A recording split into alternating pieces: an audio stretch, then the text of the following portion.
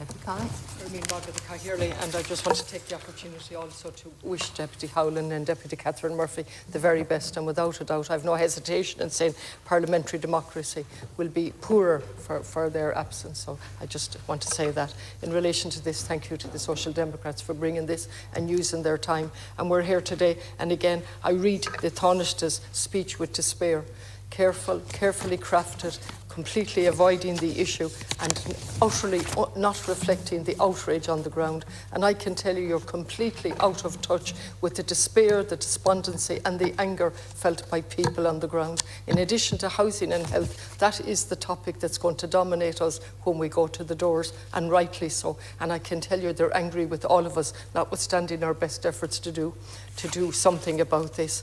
And we come here today again in a background of where we throw figures out, up to 150,000 people injured. Within that, somewhere between 43 and 50,000 people dead. We don't know the figures because journalists are not allowed in there. We have no way of monitoring this. The UNRWA, the only agency that shouldn't have been there at all from day one, but that was the way it was set up. And questions have to be asked why we needed UNRWA in the first place. But Gaza and Palestine couldn't survive without UNRWA. And now the government of Israel, in its wisdom, is going to do away with that as well.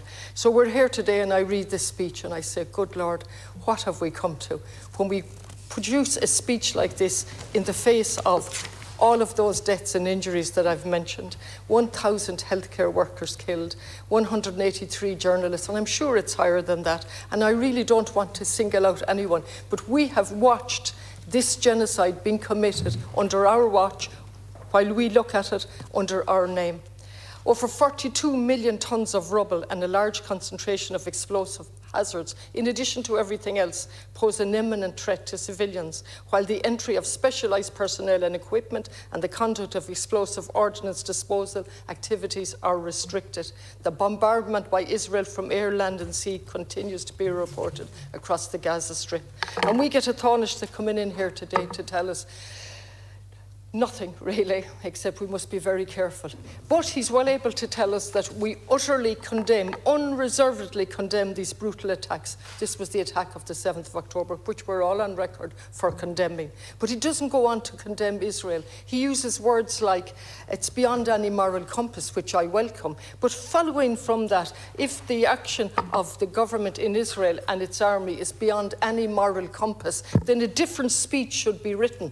You see, if those words are to mean anything. And so the first thing we should be saying is we unreservedly condemn the continuous action of the Israeli army and the government in relation to the people of Gaza.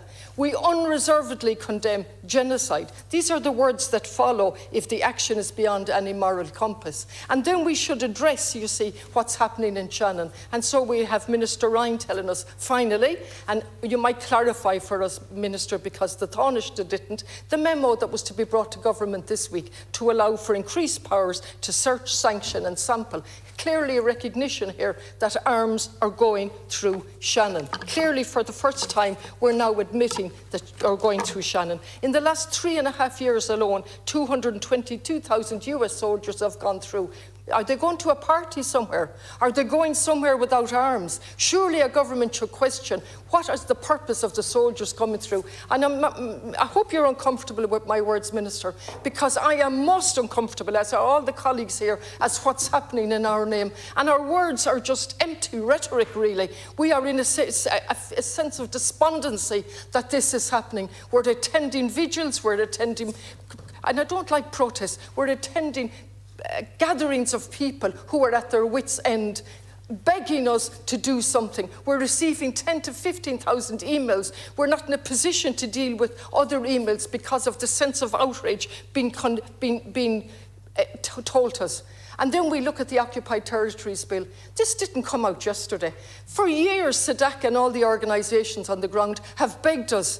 And fair play to Senator Frances Black and her colleagues who pushed this. And you included the recognition of Palestine in the programme for government in 2020. That didn't happen overnight. That happened for years and years of campaigning. And because Gaza has been under siege. And so history did not start on the 7th of October. It certainly did not. And it's incumbent on us to read the history books and read everything possible. And we know that there's a 100 years war on Palestine, deliberately created instigated first by England, followed by America, and then with the EU colluding. And remember that lovely woman that's in charge of the Commission that told us she stood shoulder to shoulder with Netanyahu because he made the desert bloom. This is the type of language we are colluding with. Well, I will not collude with it, and neither will the parties on this side of the House collude with it, not for the sake of objection or opposition for opposition's sake, because this is morally wrong, it's criminal, and they have got away with this.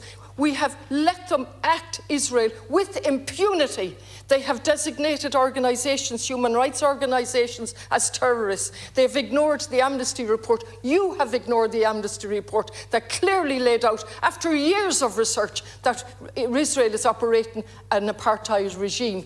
The International Court of Justice, the highest court in the world, has told us that the illegal occupation, that it's illegal, the occupation, I'm over time, am I? The occupation of the West Bank and other occupations are illegal. And still we trade with Israel, and still we wait for the morally corrupt leadership of the EU to lead us. It's time we led as an independent republic, an independent sovereign state, when our history has given us the clear mandate to act because of our own history. Thank you.